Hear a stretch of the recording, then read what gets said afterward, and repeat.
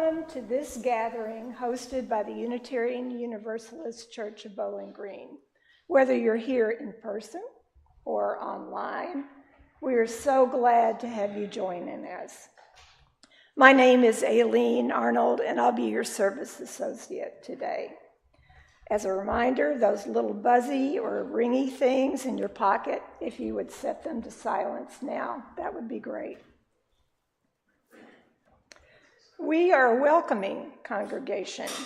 Whoever you are, however you identify, wherever you come from, whatever your background is, and whoever you love, you are welcome here. Our Sunday services are different each week so that we can honor and learn from our wide array of traditions and beliefs. Today, our speaker is Analesa Berg, who will be presenting, this is exciting, Entering the Promised Land, Unlocking the Joy of Miriam in Uncertain Times.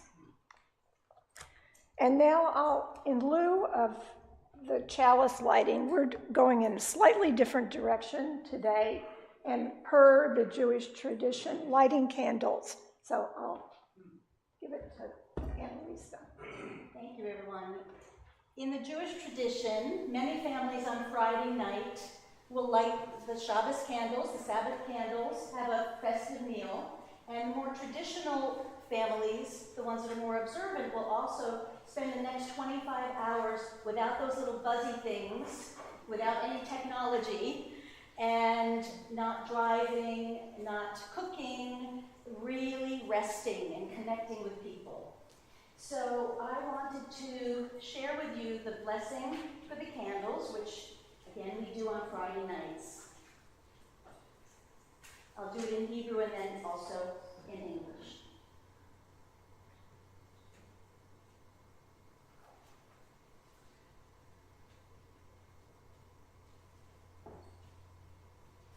As I do this and I bring the light into myself, that's what the women around the world are doing on Friday nights. You can imagine the light within yourselves as well.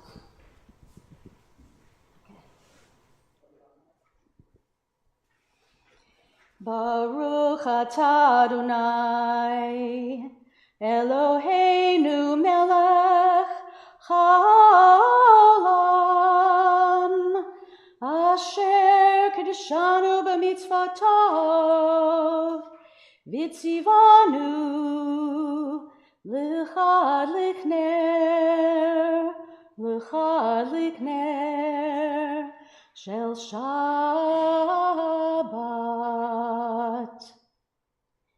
Blessed are you, Lord our God, King of the universe, who has sanctified us by thy commandments and commanded us to kindle the lights of Shabbos. Amen.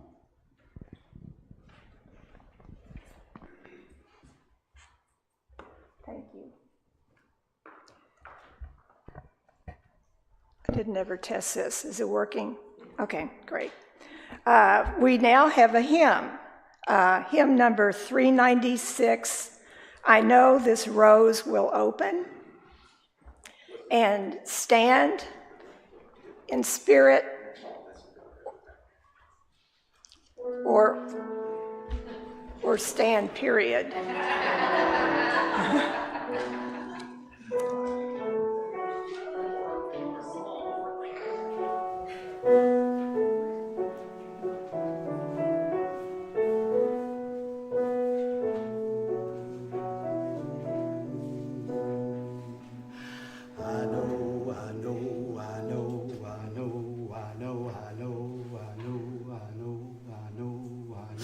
I know this rose will open. I know my fear will burn away. I know my soul will unfurl its wings. I know this rose will open. I know this rose will open. I know my fear will burn away. I know my soul will unfurl its wings. I know this rose will open. I know this rose will open.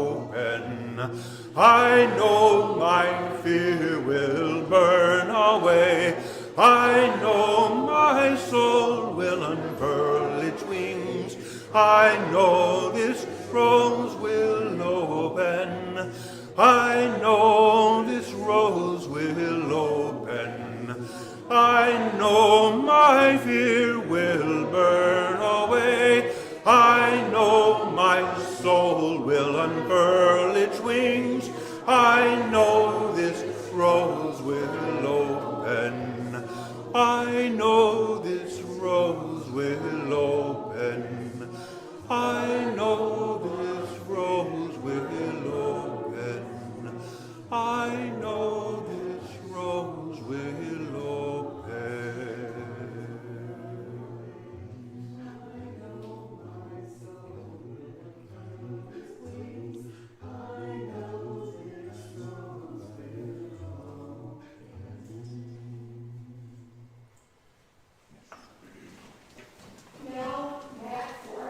And Roxanne Spencer will lead us in a responsive reading.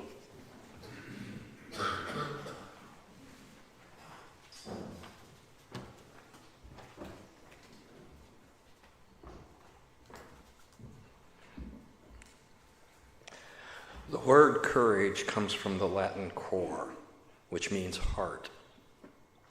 According to poet Mark Napo, the original use of the word courage meant to stand by one's core, a striking concept that reinforces the belief found in almost all traditions that living from the center is what enables us to face whatever life has to offer. To encourage means to hearten, to impart strength and confidence.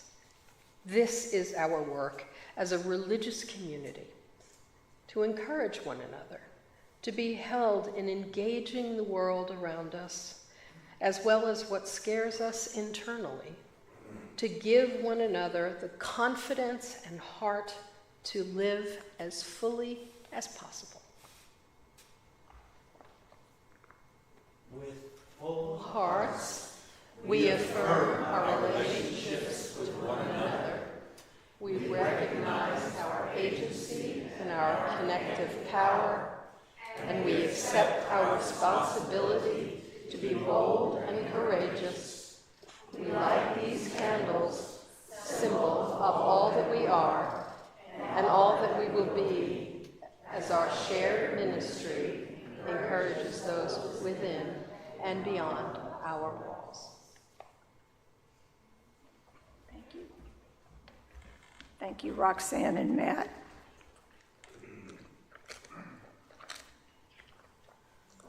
Okay, now we have a lovely children's recessional, and all the children shall go as we, go down peace, go down peace, may the love surround you everywhere, everywhere you may go.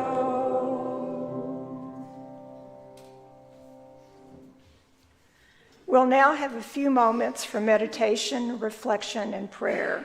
The singing bowl will lead us into silence. After silence, you're invited to join in Spirit of Life, which is 123 in the gray hymnal, and the words will be on the screen.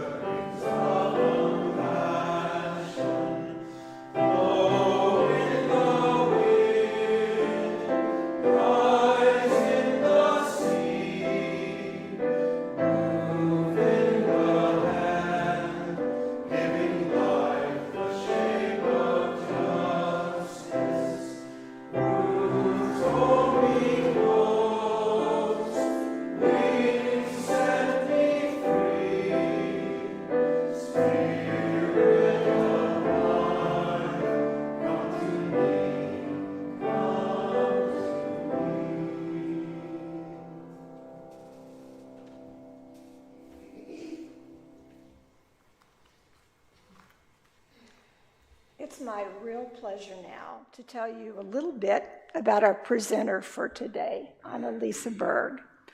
Analesa is a bridge builder between worlds.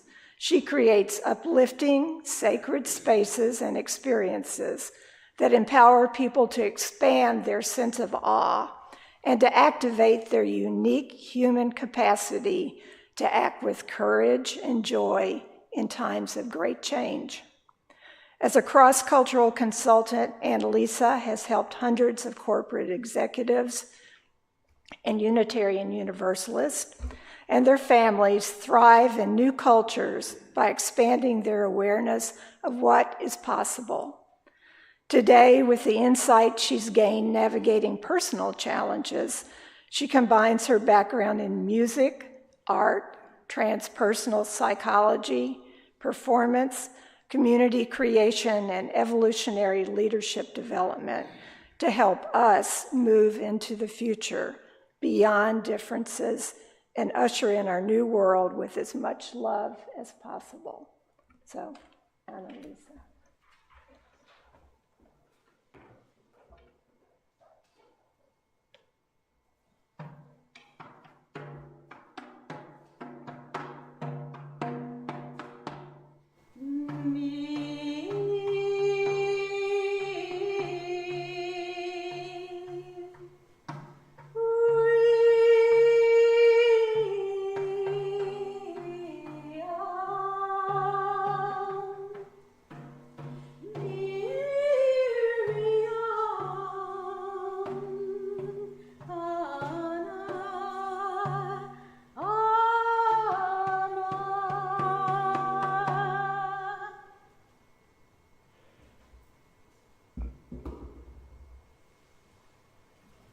Thank you, everyone, for this beautiful opportunity to speak with you. I've so enjoyed creating this service with your congregants, and I look forward to sharing with you a little bit about Passover, as well as my favorite ancestor, Miriam.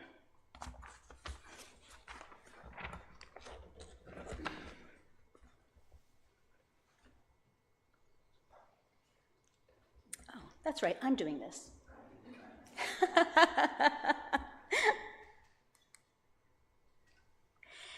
So Passover is an 8-day holiday in the Jewish tradition, and we're still in it for this year. So it's perfect time to speak about Passover and Miriam. Egypt in Hebrew is Mitzrayim.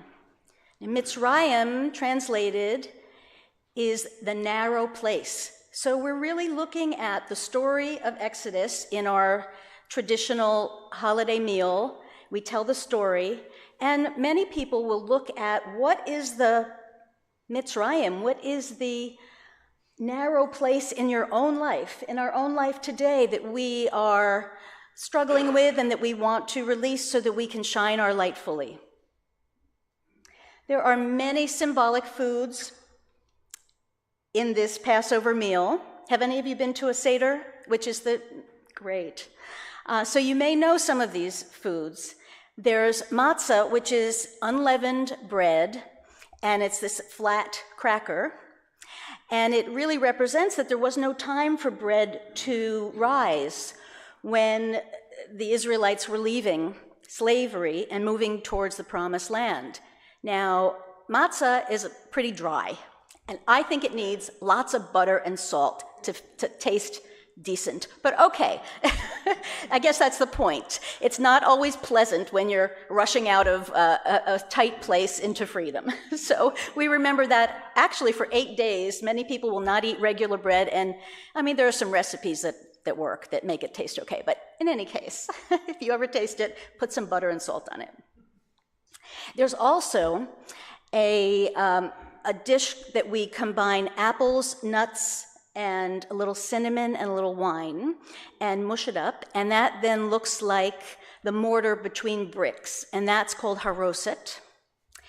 And there's also salt water and wine that we drip from our goblet 10 times during the plagues, because this is it's very emotional for us in our daily lives in these modern times, as it was for the ancients, to be leaving tight places and moving to a new place. So we remember with the salt water and the dripping of the wine, the tears not just for the slaves, but also for the Egyptians who were following and who died. So there's a lot of emotion that also is brought up during the Passover Seder. So then there's Miriam. Now, Miriam, it's a new tradition called Miriam's Cup, fairly new, I mean, maybe 10 years, I don't even know if it's that long, where many people put a goblet of water on the Seder table to honor Miriam. And Miriam's name starts with an M sound and ends with an M sound, right? The letter in Hebrew is called Mem.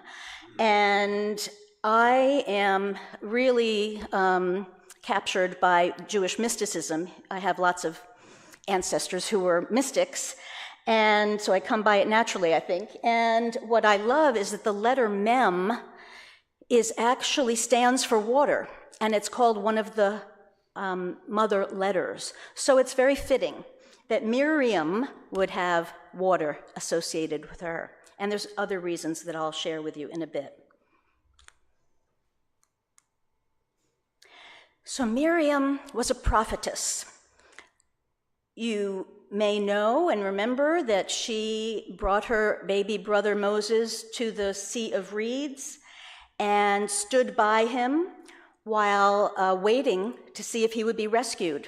And Pharaoh's daughter came and, took him in.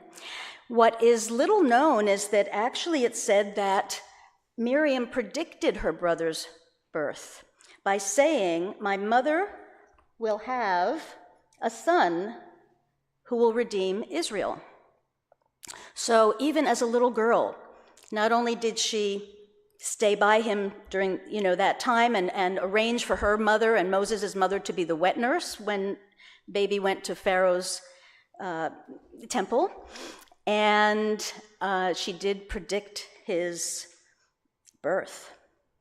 Now, she was known as a nurturer of people, which is why it is said she merited the well, which was provided the nation with water for 40 years. So the 40 years in the desert, there was always water for people. Well, it's attributed to her well-being because when she died, the water dried up. So that was attributed to Miriam really being a nurturer of the people in many, many ways, including she was a midwife and she spoke her mind on occasion. And that is because she cared so much for the well-being and the right relationship of people that there are several stories that are told where she spoke up to her father and even to Moses and Aaron at one time, her brothers. And, we don't hear a lot about that, but I feel that that's a good feminism thing that she was up to. And really what's the dearest to me is that she was a visionary leader. Now, this is a big deal in the Jewish mystical circles. The question is, how did she know to bring the tambourines and the drums to celebrate when the Israelites got through the Red Sea? How did she know that? Well, she saw it, right? She understood there was something good on the other side. So not only is that talked about a lot in mystical circles, but for me, it has been and remains to be a very inspiring way of looking at life that has helped me through many of my own trials and tribulations. I can see there's something better. I can do this. I can have courage, as our first reading today mentioned.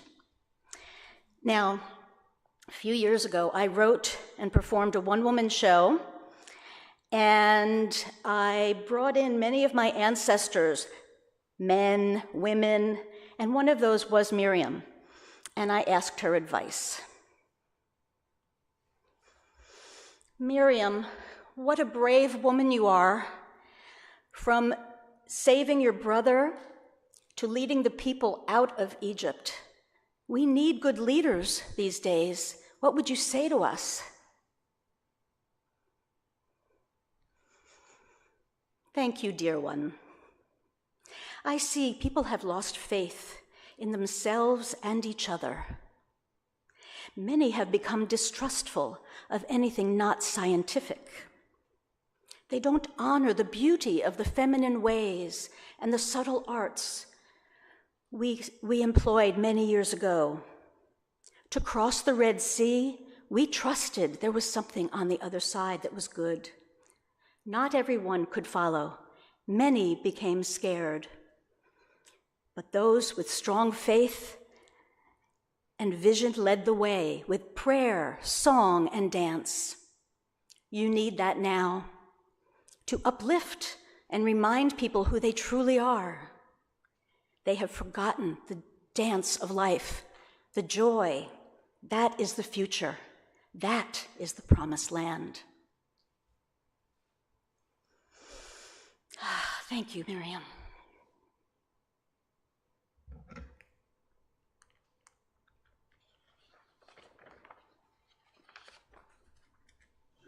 Oops.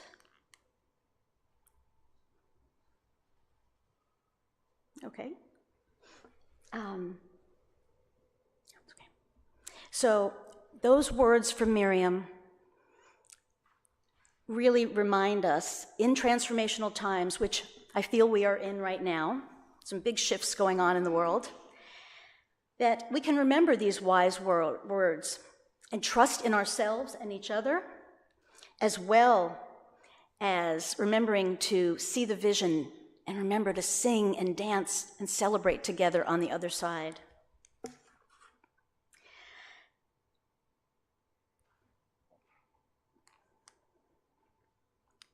What else might Miriam have known? Well, when I was a little girl, I lived outside of Manhattan. And we went to the Metropolitan Museum often enough. And ever since then, I don't know if anybody been to the Metropolitan Museum? Well, the Egyptian wing is absolutely incredible. And even as a little girl, I had this longing to go to Egypt, for decades, my whole life. And finally, in February 2020, yeah, I knew you'd get that. I was on a peace mission through Jordan, Israel, and Egypt, and I got my chance, a dream come true. I have to say, I'm like covered with chills right now. It was incredible. When I turned and saw this view of the pyramids and the Sphinx, I broke into huge, unconsolable sobbing. I didn't know what was happening. It was out of my control. And it was very visceral and very deep. Upon reflection, what I feel happened that day for me was there was a deep remembering that something that was known during this time about how energy works or how people communicated, something beyond what we know was taken away, and we've forgotten the magnificence of who we are. There were mystery schools and all kinds of things going on in, those ancient times that we have just forgotten and we're remembering now, which I'm so grateful. But that sobbing I felt a deep grief for something that had been lost. So I always am curious, how might some of those subtle ways and feminine ways and, the arts, because that's my background as well, the subtle arts, how might they serve us in these times? Well, I had a mystical experience, a few of them, but I've had a big one after my divorce about 15 years ago. I stood on the ocean north of Boston. I was alone for the first time in 30 years, and I said, "What's next?" And I literally heard in my ear, "You'll go to the Hebrew texts and paint." I said, "Oh, I don't think so. No, not happening. I don't write Hebrew. I don't know Hebrew. It wasn't allowed when I was a little girl for girls to learn it. No, I can't do that." You'll go to the Hebrew texts and paint. Oh my goodness, this was not an assignment I was too happy about at the moment. So I called a girlfriend who is able to hear more than I can hear. She can tap into those subtle realms in some ways differently than I. She said, my ancestors, who, as I said, were a lot of mystical Jewish ancestors in my line, were saying, take 21 days, don't talk to anyone, put your Hebrew books and your paints around you and see what happens. I can't take 21 days and not talk to anyone. It's Christmas, Hanukkah, New Year's. I just can't do that. They said, just try it. Okay, all right, I tried it, and I actually had a lot of fun. I spent about 4 or 5 days, just in silence with my paints and all of that. So it was a lot of fun. That was that one. Okay, here we go. So I then spent, it was 21 days and 9 days months later. Before I agreed to do this, however, I made a bargain with whatever that voice was. And I said, look, if I agree to do this, this is a big deal, going into the unknown like that. I want to know, what does the 23rd letter look like? Well, here's the story that I had heard. It said when Moses broke the tablets, the letters flew off, and 22 came back to be the Hebrew alphabet. When the 23rd comes back, the 23rd letter, it is said in this parable, in this teaching, we will have peace. I said, well, I want peace. Most people I know want peace. I want to know, if I do this, what does the 23rd letter look like? So I spent my days in meditation and visualization. I didn't go on the internet other than to check out what do the Hebrew letters look like, because I actually don't know how to paint them. I figured out a few days later, I could paint the alphabet, but I need to know really better what they look like. So I did that, and I also allowed myself biography movies of artists at night. That was it. So, and I was no hardship living near the ocean. It was okay. So I did these visualizations, and I would bring the images I saw into these paintings. And what ended up coming through me, were 23 interspiritual Hebrew letter mandalas. Now, as was mentioned, I'm a cross-culturalist. I've spent my life bringing people together beyond differences. So I had to have Hindu, Christian, Buddhist, Native American, Egyptian symbols in these paintings as well. So that's what was coming through me. Many people call them orbs of light. They're used as meditation. I have some for you to look at in the fellowship hall later if you wish. And they've really changed my life. It was quite, if you listen to some of those assignments, they can change your life.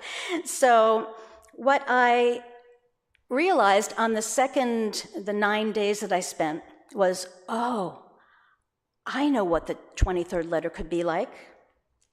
It is this one here. Let's see, I'll do this one here. You see that image, these are the 22 letters in a particular order that this book, the Sefer Yetzirah, speaks about. There's 3 mother letters, 7 doubles. It's an amazing text. I'll speak about that, and then I'll tell you about the 23rd letter. The Sefer Yetzirah is this ancient text that maybe is 18 pages long or something. There are a few versions. It said it could have been orally transmitted during Abraham's time, and then it was written down. And it is so multidimensional. It talks about the letters relate to certain parts of the body, to different planets, to I'll show you in the next slide even more how this talks about the letters. It's fascinating. And the 23rd letter again, this one up here, I had received very powerfully in a dream years before. It was so energetic, and I had never seen anything like that before. So I thought, that could be it, because it's light. It's not actually a letter, but it's light, and it's turns, and it's no right or wrong, and so that became my 23rd letter. There it is, big. Okay. So a little more on the Sefer Yetzirah is kind of the basis of all Kabbalah texts, or many of them. There are different schools. And do this. So this is my painting where you can see, if you can see the turquoise line that goes down here. The Sefer Yetzirah talks about the letters. Here they're on a body, left leg, right leg, spleen, they relate. And this is how this tree of life is formed. The light from the universe, some people see it coming from the sun. Some people see it as light that's in Jerusalem that has drawn so many world religions to that spot.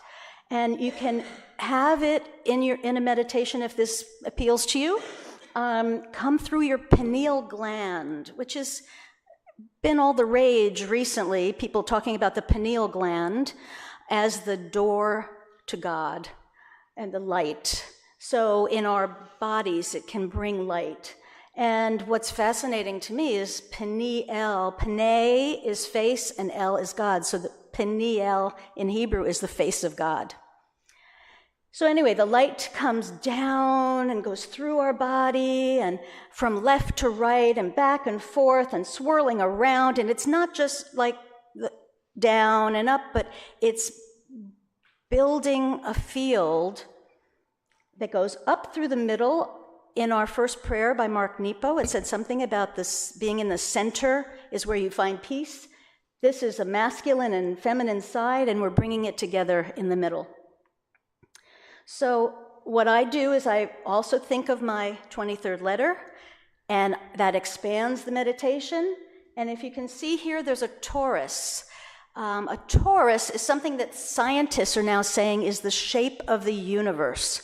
It looks like a big donut, and we are physically in our own torus shape, and the universe is in that shape.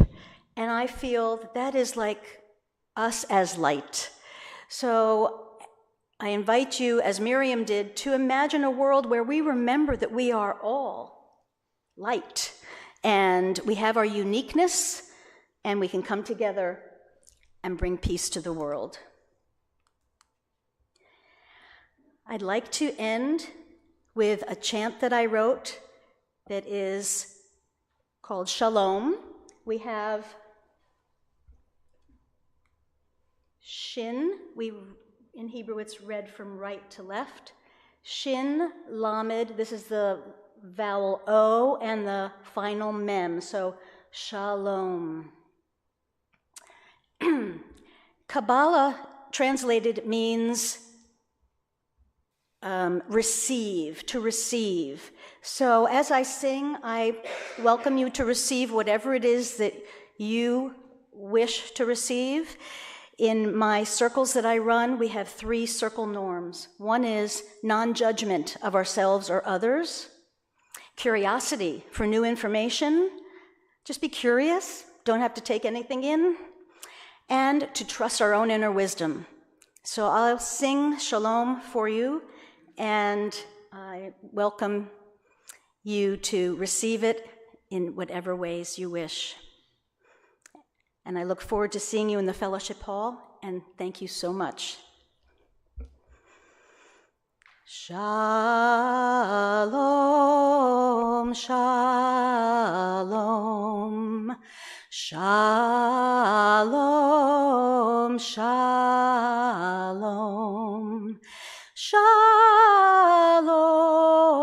shalom, shalom, shalom, shalom,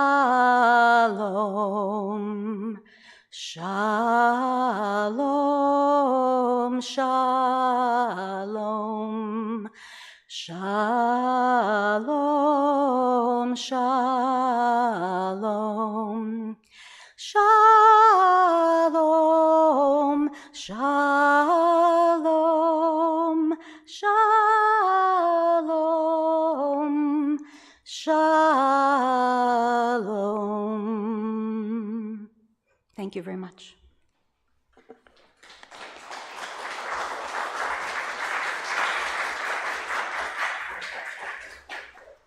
Analesa, thank you.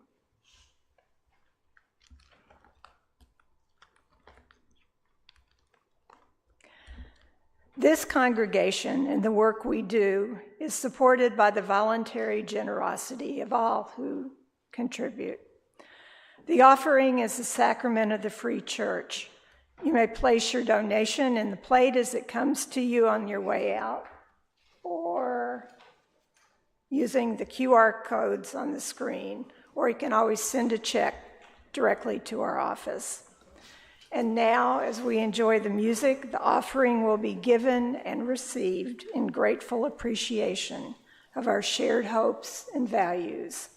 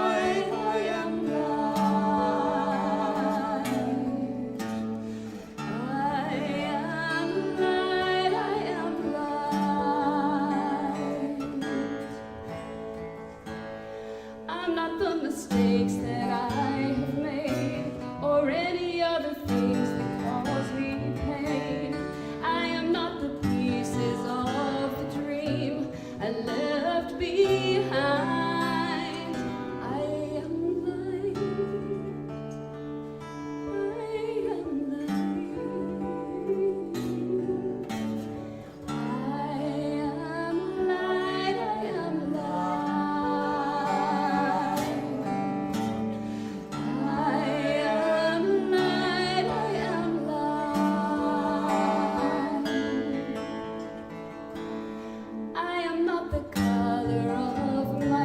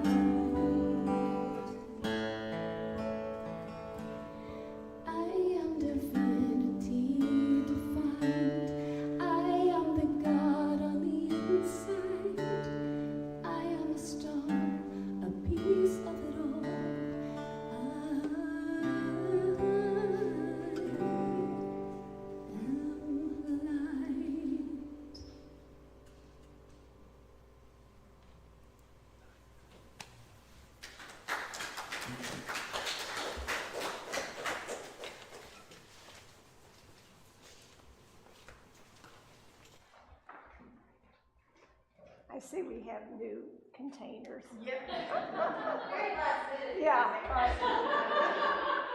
Thank you for these gifts. May we use them wisely in all of our work.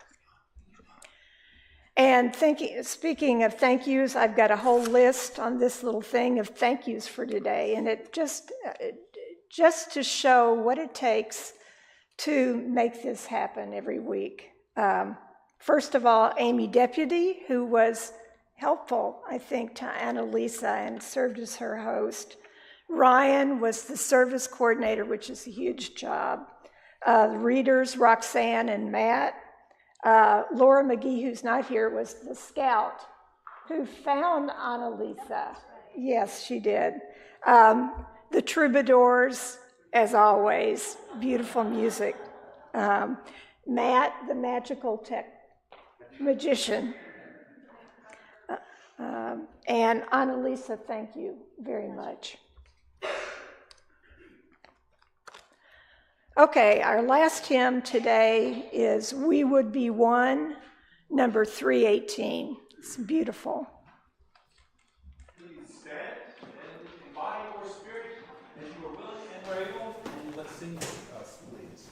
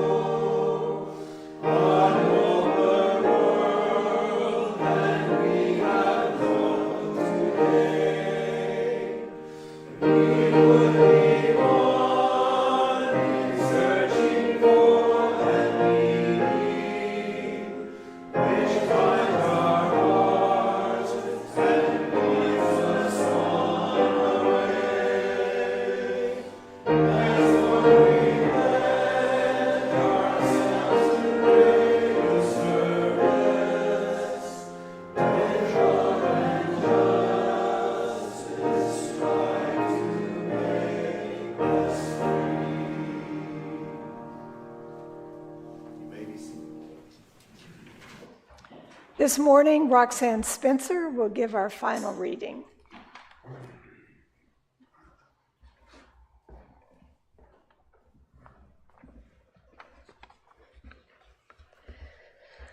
All that we have been, all that we will become. All that we have been separately and all that we will become together is stretched out before and behind us, like stars scattered across a canvas of sky. We stand at the precipice, arms locked together like tandem skydivers, working up the courage to jump. Tell me, friends, what have we got to lose? Our fear of failure, our mistrust of our own talents? What have we got to lose? A poverty of the spirit, the lie that we are alone? What wonders await us in the space between the first leap and the moment our feet, our wheels, however we move our bodies across this precious earth, touch down softly on unknown soil? What have we got to lose?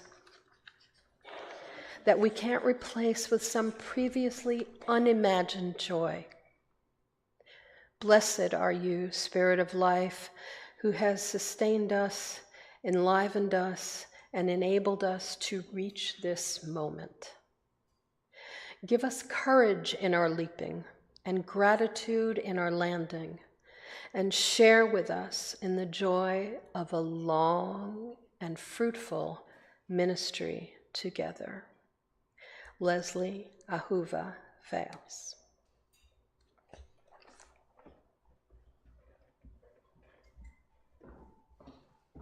Thank you, Roxanne. We now bid farewell to those who have joined us online. We hope you found the service meaningful, and we invite you to join us again, either in person or online.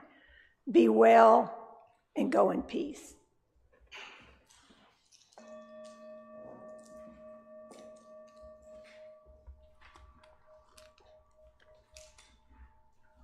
Okay.